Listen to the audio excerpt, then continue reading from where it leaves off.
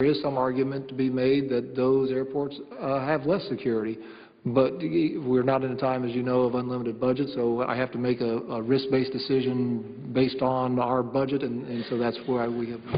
The Majority Leader. I ask unanimous consent to call the quorum be terminated. Without objection. What is the matter before the body? The question is on the motion to proceed. All in favor, say aye. Aye. Those opposed, no. The ayes appear to have it. The ayes do have it. The motion is agreed to. The clerk will report. Calendar number 236, H.R. 3204, an act to amend the Federal Food, Drug, and Cosmetic Act, and so forth, and for other purposes. Mr. President, I have an amendment at the desk. The clerk will report the amendment.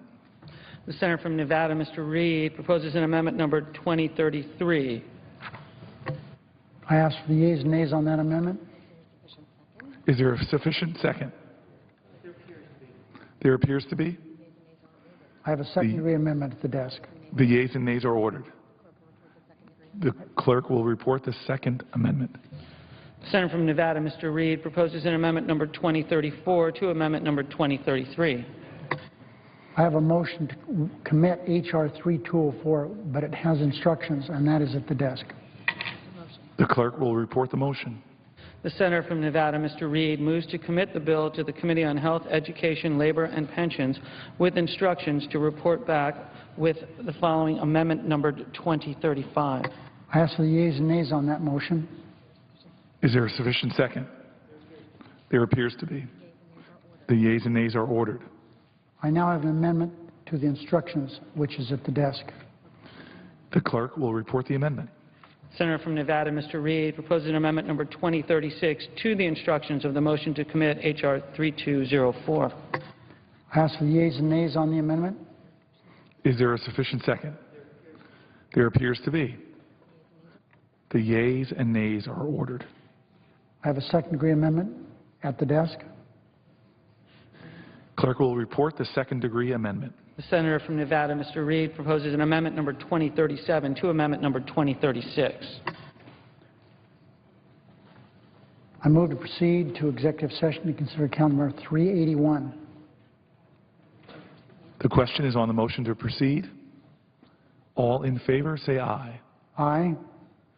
Those opposed, no. The ayes appear to have it. The ayes do have it. The motion is agreed to.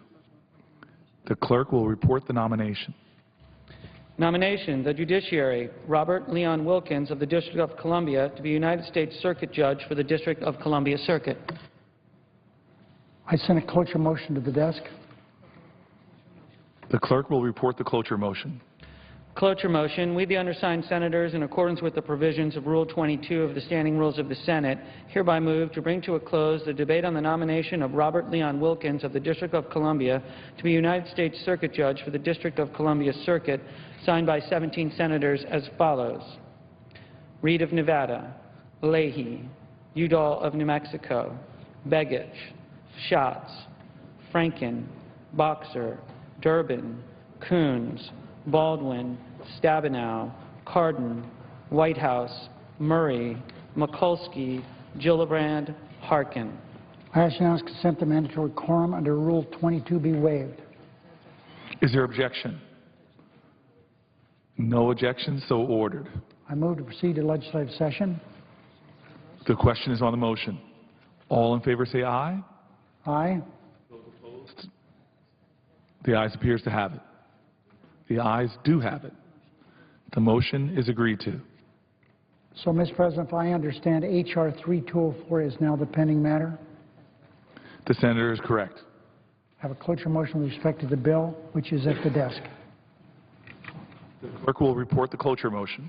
Cloture motion, we the undersigned senators, in accordance with the provisions of Rule 22 of the Standing Rules of the Senate, hereby move to bring to a close the debate on H.R. 3204, an act to amend the Federal Food, Drug, and Cosmetic Act, and so forth, and for other purposes, signed by 17 senators as follows. Mr. President, I'd ask unanimous consent the reading of the names be waived. Without objection? I ask unanimous consent the mandatory quorum under Rule 22 be waived. Is there objection? Without objection, so ordered. I move to proceed to calendar number 991, S1197. The clerk will report. The senator from Nevada, Mr. Reed, moves to proceed to consider calendar number 91, S1197, a bill to authorize appropriations for fiscal year 2014 for military activities of the Department of Defense and so forth and for other purposes. I have a cloture motion at the desk. The clerk will report the cloture motion.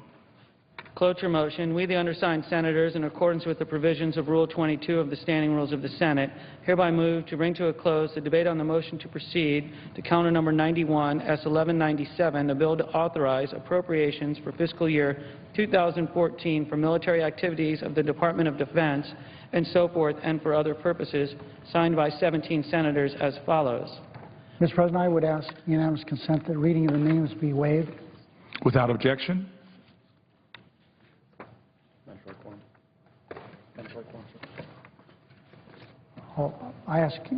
I didn't ask. I should have done that, Mr. President. It's my mistake. I ask unanimous consent that mandatory quorum under Rule 22 be waived. Is there objection? I now ask. Without objection. Thank you. I ask unanimous consent the Senate proceed to pre morning business until 5 p.m. today. The senators permitted during that time to speak up for 10 minutes each. Is there objection? No objection, so ordered. Finally, Mr. President, I have 12 unanimous consent requests for committees to meet during today's session. They have the approval of Senator McConnell and me, and I would ask consent that these requests be agreed to. The requests be printed in the record. Without objection, so ordered.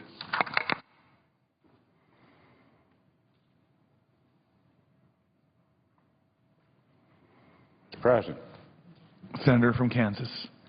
Mr. President, I come to the floor today to speak in support of the Drug Quality and Security Act, H.R. 3204.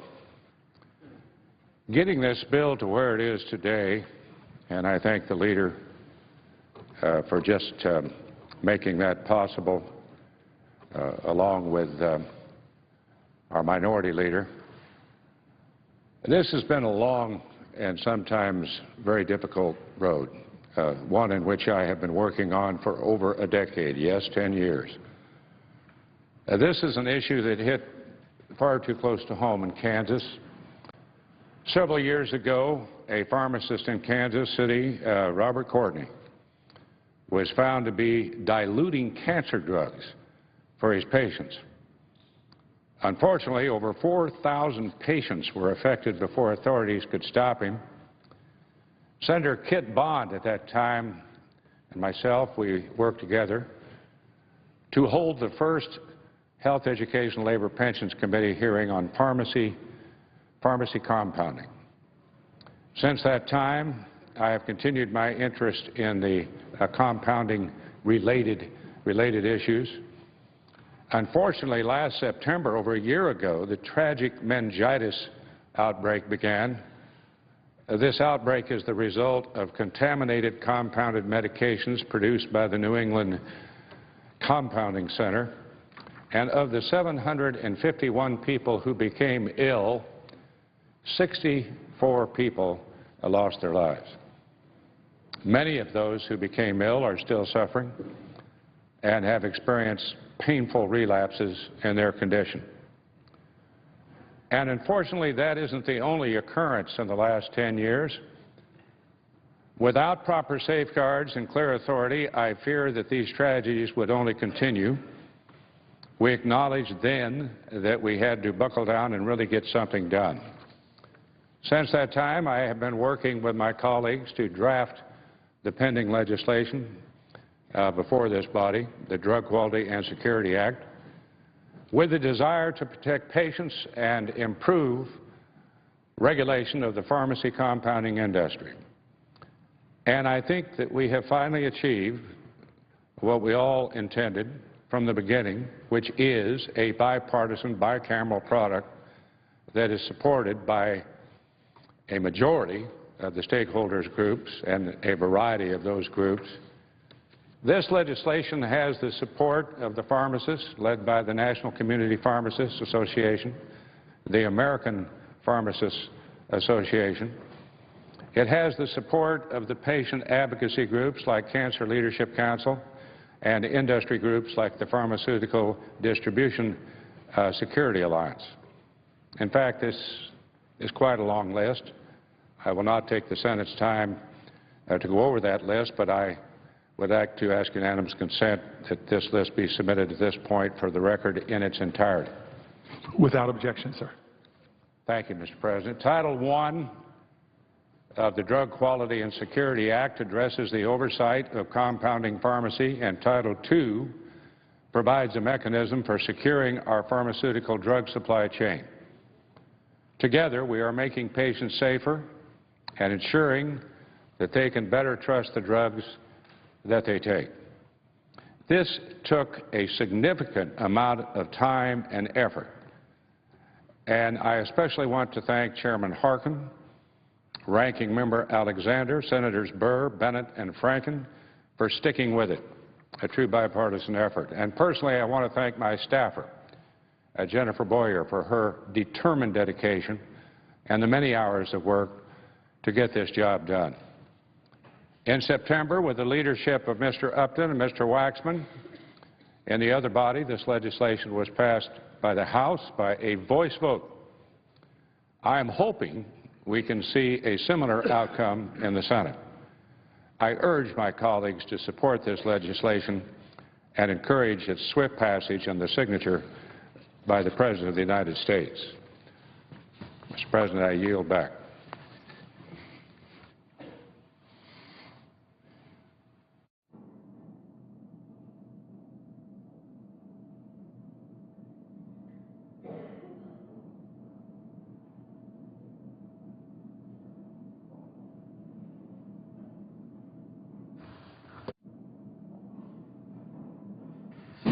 Mr. President, Senator from Kansas. after careful observation, it appears to me that a quorum is not present. The clerk will call the roll, sir. Mr. Alexander.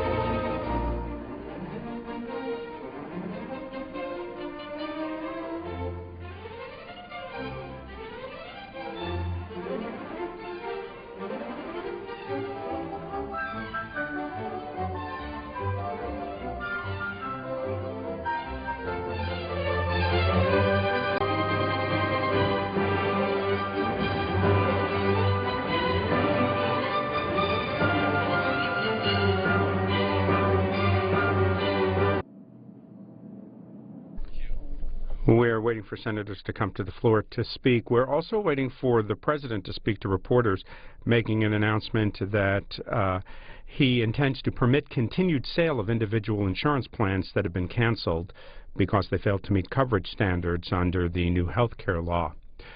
We will bring you the president when he comes in if there's still a quorum call on here. So we're keeping watch here on C-SPAN 2.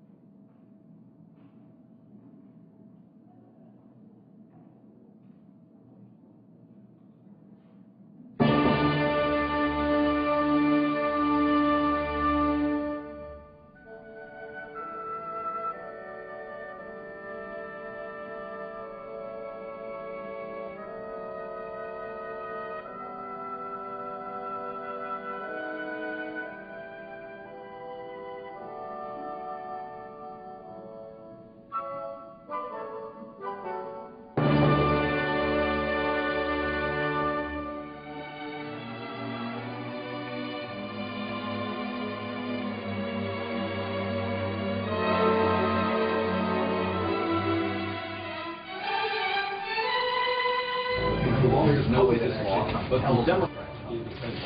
Hello, everybody. Hello. Good morning, everybody. Good afternoon. Today I want to update the American people on our efforts to implement and improve the Affordable Care Act, and I'll take a couple of your questions. But before I do, I just want to say a few words about the tragedy that's unfolded in the Philippines. Over the past few days, I think all of us have been shaken by the images of the devastation wrought by Typhoon Haiyan. It's a heartbreaking reminder of how fragile life is, and among the dead are several Americans. So our prayers are with the Filipino people and with Filipino Americans across our country who are anxious about their family and friends back home. One of our core principles is when friends are in trouble, America helps. As I told President Aquino earlier this week, the United States will continue to offer whatever assistance we can. Our military personnel and USAID team do this better than anybody in the world, and they've been already on the ground working tirelessly to deliver food, water, medicine, shelter, and to help with airlift. Today, the aircraft carrier USS George Washington and other ships arrived to help with search and rescue, as well as supplies, medical care, and logistical support. And more help is on the way. America's strength, of course, has always been more than just about what our government can do. It's also about what our citizens can do. It's about the big-heartedness of the American people when they see other folks in trouble. So today I would encourage everybody who wants to help to visit whitehouse.gov/typhoon. That's whitehouse.gov/typhoon. And that'll offer you links to organizations that are working on the ground in ways that you can support their efforts. Our friends in the Philippines will face a long, hard road ahead, but they'll continue to have a friend and partner in the United States of America. Now, switching gears. It has now been 6 weeks since the Affordable Care Act's new marketplaces opened for business.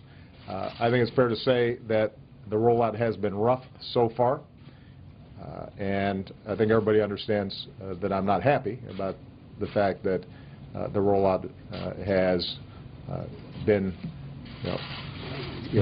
wrought with a whole range of problems that I've been deeply concerned about. But today I want to talk about what we know after these first few weeks and what we're doing to implement and improve the law. Yesterday, the White House announced that in the first month, more than 100,000 Americans successfully enrolled in new insurance plans. Is that as high a number as we'd like? Absolutely not. But it does mean that people want affordable health care. The problems of the website have prevented too many Americans from completing the enrollment process, and that's on us, not on them. But there's no question that there's real demand for quality, affordable health insurance. In the first month, nearly 1 million people successfully completed an application for themselves or their families. Those applications represent more than 1.5 million people. Of those 1.5 million people, 106,000 of them have successfully signed up to get covered. Another 396,000 have the ability to gain access to Medicaid under the Affordable Care Act. That's been less reported on, but it shouldn't be. Americans who are having a difficult time, who are poor, many of them working, may have a disability. They're Americans like everybody else, and the fact that they are now able to get insurance is going to be critically important. Later today I'll be in Ohio, where Governor Kasich, a Republican, has expanded Medicaid under the Affordable Care Act, and as many as 275,000 Ohioans will ultimately be better off because of it. And if every governor followed suit, another 5.4 million Americans could gain access to health care next year. So, bottom line is, in just 1 month, despite all the problems that we've seen with the website, more than 500,000 Americans could know the security of health care by January 1st. Many of them for the first time in their lives. And that's life-changing. And it's significant. That still leaves about 1 million Americans who successfully made it through the website, now qualified to buy insurance, but haven't picked a plan yet. And there's no question that if the website were working as it's supposed to, that number would be much higher of people who've actually enrolled. So that's problem number one, making sure that the website works the way it's supposed to. It's gotten a lot better over the last few weeks than it was on the first day, but we're working 24/7 to get it working for the vast majority of Americans in a smooth, consistent way. The other problem that has received a lot of attention concerns Americans who've received letters from their insurers that they may be losing the plans they bought in the old individual market, often because they no longer meet the law's requirements to cover basic benefits like prescription drugs or doctor's visits. Now, as I indicated earlier, I completely get how upsetting this can be for a lot of Americans, particularly after assurances they heard from me that if they had a plan that they liked, they could keep it. And to those Americans, I hear you loud and clear. I said that I would do everything we can to fix this problem, and today I'm offering an idea that will help do it. Already, people who have plans that predate the Affordable Care Act can keep those plans if they haven't changed. That was already in the law. That's what's called a grandfather clause. It was included in the law. Today, we're going to extend that principle both to people whose plans have changed since the law took effect and to people who bought plans since the law took effect.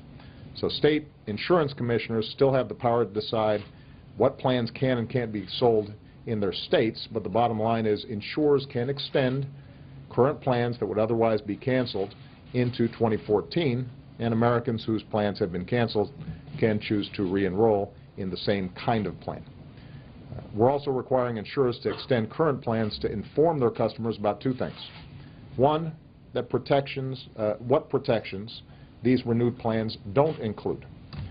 Number two, that the marketplace offers new options with better coverage and tax credits that might help you bring down the costs. So, if you received one of these letters, I'd encourage you to take a look at the marketplace.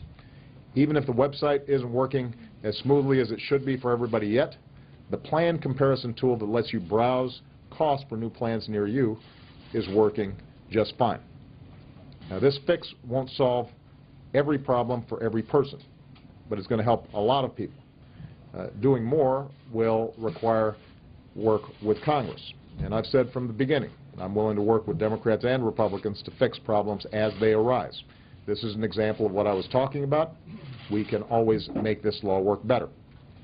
It is important to understand, though, that the old individual market was not working well. And it's important that we don't pretend that somehow that's a place worth going back to. Too often it works fine as long as you stay healthy. It doesn't work well when you're sick. So year after year, Americans were routinely exposed to financial ruin or denied coverage due to minor pre-existing conditions or dropped from coverage altogether, even if they paid their premiums on time. That's one of the reasons we pursued this reform in the first place. And that's why I will not accept proposals that are just another brazen attempt to undermine or repeal the overall law and drag us back into a broken system. We will continue to make the case, even to folks who choose to keep their own plans, that they should shop around in the new marketplace, because there's a good chance that they'll be able to buy better insurance at lower cost. So, we're going to do everything we can to help the Americans who've received these cancellation notices. But I also want everybody to remember there are still 40 million Americans who don't have health insurance at all. I'm not going to walk away from 40 million people who have the chance to get health insurance for the first time, and I'm not going to walk away from something that has helped the cost of health care grow at its slowest rate in 50 years. So we're at the opening weeks of the project to build a better health care system for everybody, a system that will offer real financial security and peace of mind to millions of Americans. It is a complex process. There are all kinds of challenges. I'm sure there will be additional challenges that come up. And it's important that we're honest and straightforward in terms when we come up with a problem with these reforms and these laws, that we address them. But we've got to move forward on this. It took 100 years for us to even get to the point where we could start talking about and implementing a law to make sure everybody's got health insurance. And my pledge to the American people is that we're going to solve the problems that are there. We're going to get it right. And the Affordable Care Act is going to work for the American people. So with that, I'm going to take your questions, and I'm going to start with Julie Pace of AP. Thank you, Mr. President. The combination of the website problems and the concerns over the policy cancellations has sparked a lot of worry within your own party. And polls also show that you're taking some hits with the public on both your overall job approval rating and also on factors like trust and honesty. Do you feel as though the flawed healthcare rollout has led to a breach in the public trust and confidence in government? And if so, how do you plan to resolve that? There is no doubt that people are frustrated. We just came out of a shutdown and the possibility that for the first time in over 200 years we wouldn't pay our bills. And people breathed a sigh of relief when that finally got done, and the next thing they know is that the President's health care reform can't get the website to work, and that there's these other problems with respect to cancellation notices. And I understand why folks are frustrated. I would be too, because sometimes people look at what's taking place in Washington and they say, not enough is getting done that helps me with my life. And regardless of what Congress does, ultimately I'm the President of the United States, and they expect me to do something about it. So in terms of how I intend to approach it, I'm just going to keep on working as hard as I can around the priorities that the American people care about. And I think it's legitimate for them to expect me to have to win back some credibility on this health care law in particular, and on a whole range of these issues in general. And that's on me. I mean, We fumbled the rollout on this health care law. There are a whole bunch of things about it that are working really well, which people didn't notice, right? Because they weren't controversial. So making sure kids could stay on their parents' plans till they were up through the age of 25, and making sure that seniors got more discounts on their prescription drugs. There were a whole bunch of stuff that we did well over the first 3 years, but we always knew that these marketplaces, creating a place where people can shop and through competition get a better deal for the health insurance that their families need, we always knew that that was going to be complicated and everybody was going to be paying a lot of attention to it. And we should have done a better job getting that right on day one, not on day 28 or on day 40. I am confident that by the time we look back on this next year, that people are going to say, this is working well, and it's helping a lot of people. But my intention in terms of winning back the confidence of the American people is just to work as hard as I can, identify the problems that we've got, make sure that we're fixing them, whether it's a website, whether it is making sure that folks who've got these cancellation notices get help. We're just going to keep on chipping away at this until the job is done. Major Garrett. Thank you, Mr. President. You said while the law was being debated, if you like your plan, you can keep it. You said after the law was implemented or signed, if you like your plan, you can keep it. Americans believed you, sir, when you said that to them over and over. Do you not believe, sir, the American people deserve a deeper, more transparent accountability from you as to why you said that over and over when your own statistic published in the Federal Register alerted your policy staff, and I presume you, the fact that millions of Americans would, in fact, probably fall into the very gap you're trying to administratively fix now? That's one question. Second question. you were informed, or several people in this building were informed, 2 weeks before the launch of the website that it was failing the most basic tests internally. And yet a decision was made to launch the website on October 1st. Did you, sir, make that test? And if so, did you regret that? Okay, on the website, I was not informed directly that the website would not be working as the way it was supposed to. Had I been informed, I wouldn't be going out saying, boy, this is going to be great.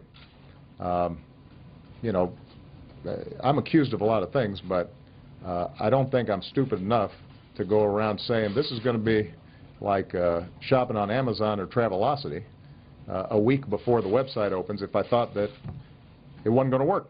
So clearly, we and I did not have enough awareness about the problems in the website. Even a week into it, the thinking was that these were some glitches that would be fixed with patches, as opposed to some broader systemic problems that took much longer to fix, and we're still working on them. So you know, that doesn't excuse the fact that they just don't work, but I think it's fair to say that no, Garrett, Major, we would not have rolled out something knowing very well that it wasn't going to work the way it was supposed to, given all the scrutiny that we knew was going to be on the website. With respect to the pledge I made that if you like your plan, you can keep it. I think, you know, and I've said in interviews that there is no doubt that the way I put that forward unequivocally ended up not being accurate. It was not because of my intention not to deliver on that commitment and that promise. We put a grandfather clause into the law, but it was insufficient. Keep in mind that the individual market accounts for 5% of the population. So when I said you can keep your health care, you know, I'm looking at folks who've got employer-based health care, I'm looking at folks who've got Medicare and Medicaid, and that accounts for the vast majority of Americans. And then for people who don't have any health insurance at all, obviously that didn't apply. My commitment to them was you're going to be able to get affordable health care for the first time. You have an individual market that accounts for about 5% of the population, and our working assumption was, my working assumption was, that the majority of those folks would find better policies at lower costs or the same costs in the marketplaces, and that the universe of folks who potentially would not find a better deal in the marketplaces, the grandfather clause would work sufficiently for them. And it didn't. And again, that's on us, which is why that's on me. And that's why I'm trying to fix it. And as I said earlier, I guess last week, and I will repeat, that's something I deeply regret because it's scary getting a cancellation notice. Now, it is important to understand that out of that population, typically, there is constant churn in that market. This market is not very stable and reliable for people. So people have a lot of complaints when they're in that marketplace. As long as you're healthy, things seem to be going pretty good. And so a lot of people think, I've got pretty good insurance, until they get sick, and then suddenly they look at the fine print and they've got a $50,000 out-of-pocket expense that they can't pay. We know that on average, over the last decade, each year, premiums in that individual market would go up an average of 15% a year. I know that because when we were talking about health care reform, one of the complaints was, I bought health care in the individual market, and I just got a notice from the insurer, they dropped me after I had an illness, or my premiums skyrocketed by 20 or 30%. Why aren't we doing something about this? So part of what our goal has been is to make sure that that individual market is stable and fair and has the kind of consumer protections that make sure that people don't get a rude surprise when they really need health insurance. But if you just got a cancellation notice, and so far you're thinking my prices are pretty good, you haven't been sick, and it fits your budget, and now you get this notice, you're going to be worried about it. And if the insurer's saying the reason you're getting this notice is because of the Affordable Care Act, then you're going to be understandably aggravated about it. Now, for a big portion of those people, the truth is they might have gotten a notice saying, we're jacking up your rates by 30%. They might have said, from here on out, we're not going to cover X, Y, and Z illnesses. We're changing the policy, because these were all 12-month policies. The insurance companies were under no obligation to renew the exact same policies that you had before. But look, one of the things I understood when we decided to reform the health insurance market, part of the reason why it hasn't been done before, and it's very difficult to do, is that anything that's going on that's tough in the healthcare market, if you've initiated a reform, can be attributed to your law. And so what we want to do is to be able to say to these folks, you know what, the Affordable Care Act is not going to be the reason why insurers have to cancel your plan.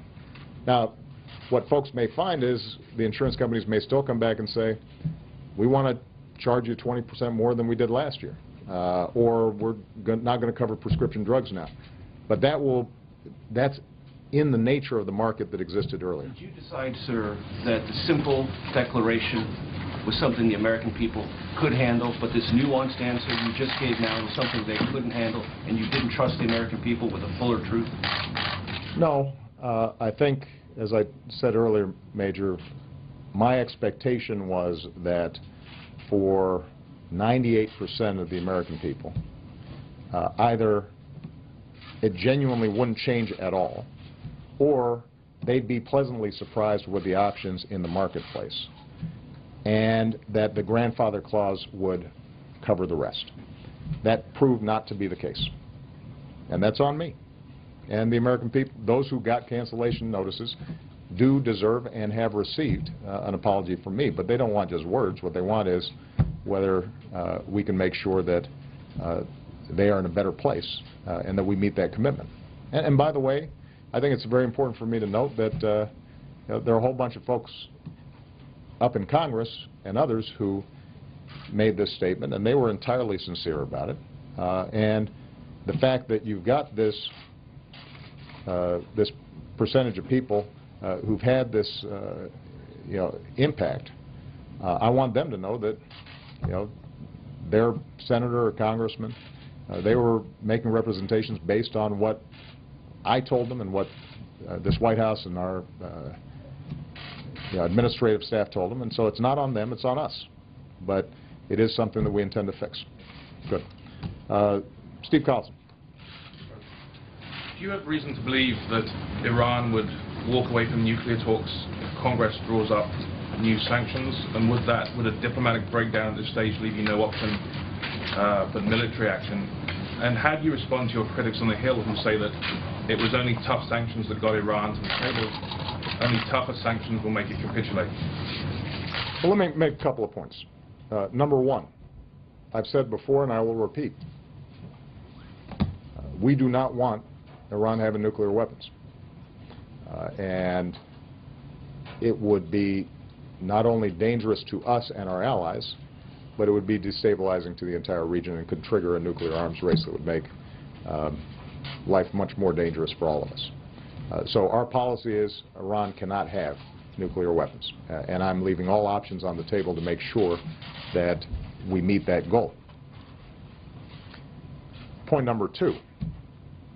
The reason we've got such vigorous sanctions is because I and my administration put in place when I came into office the international structure to have the most effective sanctions ever. And so I think it's fair to say that I know a little bit about sanctions since we set them up and made sure that we mobilized the entire international community so that there weren't a lot of loopholes and they really had bite. And the intention in setting up those sanctions always was to bring the Iranians to the table so that we could resolve this issue peacefully, because that is my preference. That's my preference because any armed conflict has cost to it, but it's also my preference because the best way to assure that a country does not have nuclear weapons is that they are making a decision not to have nuclear weapons, and we're in a position to verify that they don't have nuclear weapons. So, as a consequence of the sanctions that we put in place, and I appreciate all the help, bipartisan help that we received from Congress in making that happen, Iran's economy has been crippled. They had a negative 5% growth rate last year. Their currency plummeted. They're having significant problems in just the day-to-day economy on the ground in Iran. And President Rouhani made a decision that he was prepared to come and have a conversation with the international community about what they could do to solve this problem with us. We've now had a series of conversations, and it has never been realistic that we would resolve the entire problem all at once.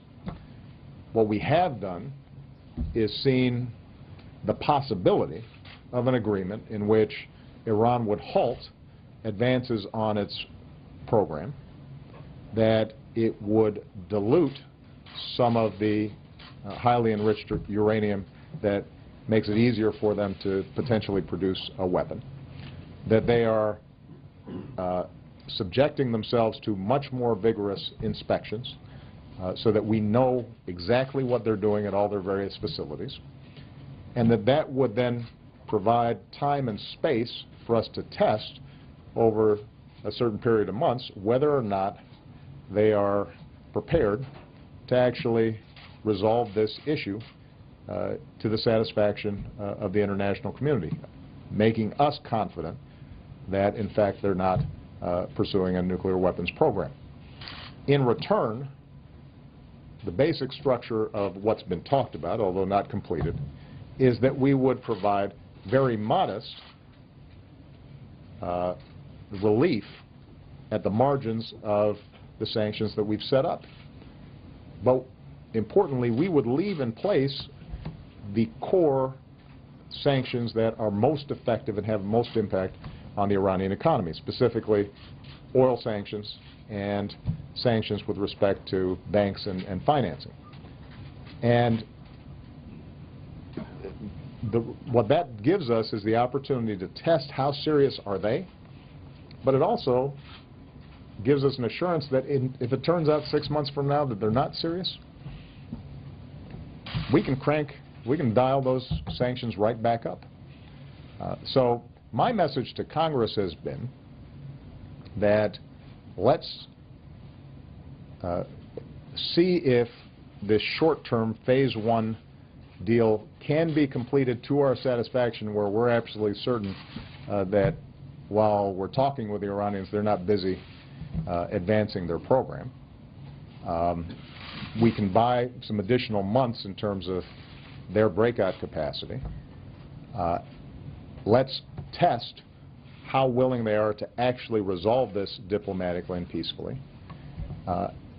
We will have lost nothing if, at the end of the day, it turns out that they are not prepared to provide the international community the hard proof and assurances necessary for us to know that they're not pursuing a nuclear weapon. And if that turns out to be the case, then not only is our entire sanctions infrastructure still in place, not only are they still losing money from the fact that they can't sell their oil and get revenue from their oil as easily, even throughout these talks, but other options remain.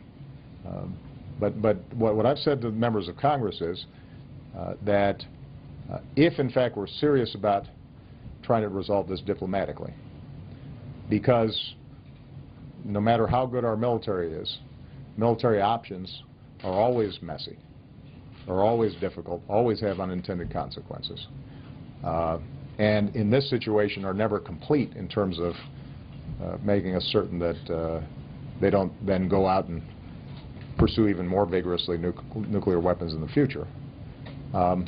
If we're serious about pursuing diplomacy, then there's no need for us to add new sanctions on top of the sanctions that are already very effective and that brought them to the table in the first place. Now, if it turns out they can't deliver, they can't come to the table in a serious way and get this issue resolved, the sanctions can be ramped back up, and we've got that option.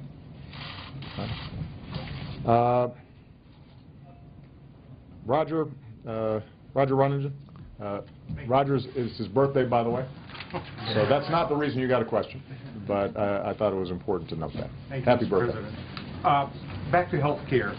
Can you guarantee for the American people that the health care website is going to be fully operational for all people, not just the vast majority, by November 30? And second, more broadly, this is your signature domestic piece of legislation. Right. You hear criticism on the Hill that you and your White House team are too insular. Is that how this mess came to be? Well, I think there's going to be a lot of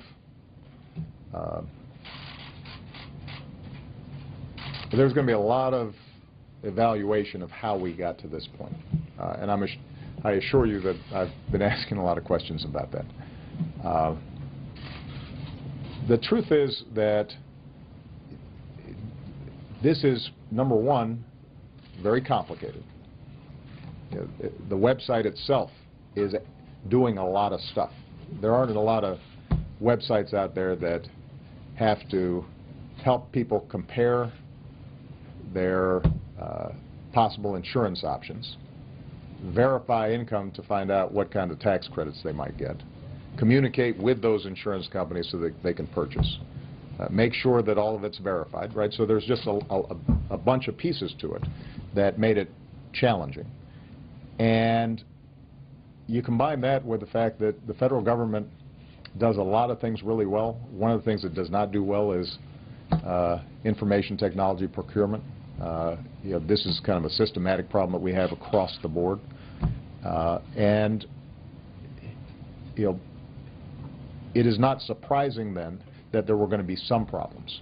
Now, I think we have to ask ourselves some hard questions inside the White House as opposed to why we didn't see more of these problems coming earlier on. A, so we could set expectations. B, so that we could look for different ways for people to end up applying. So ultimately, you're right. This is something that's really important to me, and it's really important to millions of Americans who have been waiting for a really long time to try to get health care because they don't have it. And, you know, I am very frustrated, but I'm also somebody who, if I fumble the ball, you know, I'm going to wait until I get the next play, and then I'm going to try to run as hard as I can and do right by the team. So, you know, ultimately, I'm the head of this team. We did fumble the ball on it, and what I'm going to do is make sure that we get it fixed. In terms of what happens on November 30th or December 1st, I think it's fair to say that the improvement will be marked and noticeable. The website will work much better on November 30th, December 1st, than it worked certainly on October 1st. That's a pretty low bar. It'll be working a lot better than it was last week, and will be working better than it was this week, which means that the majority of people who go to the website will see a website that is working the way it's supposed to. I think it is not possible for me to guarantee that 100% of the people 100% of the time going on this website will have a perfectly seamless, smooth experience. We're going to have to continue to improve it even after November 30th, December 1st. But the majority of people who use it will be able to see it operate the way it was supposed to. One thing that we've discovered, though, that I think is worth noting, a lot of focus has been on the website and the technology. And that's partly because that's how we initially identified it. You know, these are glitches. What we're discovering is that part of the problem has been technology, hardware and software, and that's being upgraded. But even if we get the hardware and software working exactly the way it's supposed to, with relatively minor glitches, what we're also discovering is that insurance is complicated to buy.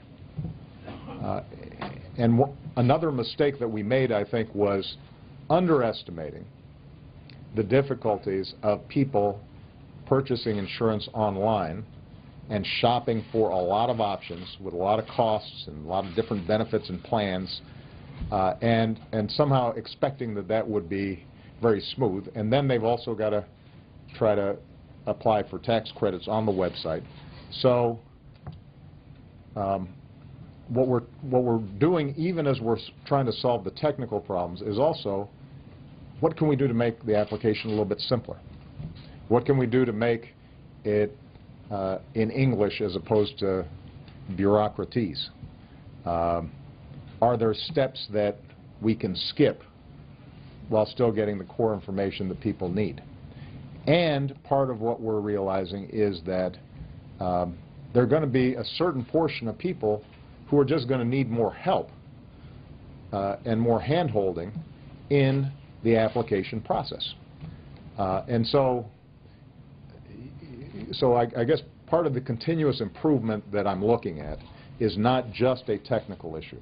It's also, can we streamline the application process? What are we doing to give people more assistance in the application process? You know, how do the call centers and the people who are helping folks in person, how are they trained so that things can go more smoothly? Because the bottom line ultimately is I just want people to know what their options are in a clear way. And you know, buying health insurance is never going to be like buying a song on iTunes. You know, it's just a much more complicated transaction. But I think we can continue to make it better. All of which is to say that on December 1st, November 30th, it will be a lot better. But there will still be some problems. Some of those will not be because of technological problems, although I'm sure that there will still be some glitches that have to be smoothed out. Some of it's going to be how are we making this application process more user-friendly for folks. And you know, one good example of this, by the way, just to use an analogy, when we came into office, we heard a lot of complaints about the financial aid forms that families have to fill out to get federal financial aid. And I actually remember applying for some of that stuff and remember how difficult and confusing it was. And Arnie Duncan over at Education worked with a team to see what we could do to simplify it, and it made a big difference. And that's part of the process that we've got to go through. And in fact, you know, if we can get some focus groups and we sit down with actual users and see, you know, how well is this working? What would improve it? What part of it? Terminated. Without objection. It's my understanding there's an order in effect that we would recess starting at 1 o'clock. That's correct. I would ask unanimous consent that time be advanced till now, and we begin the recess now. Without objection. The Senate stands in recess until 2:15. And labor leaders and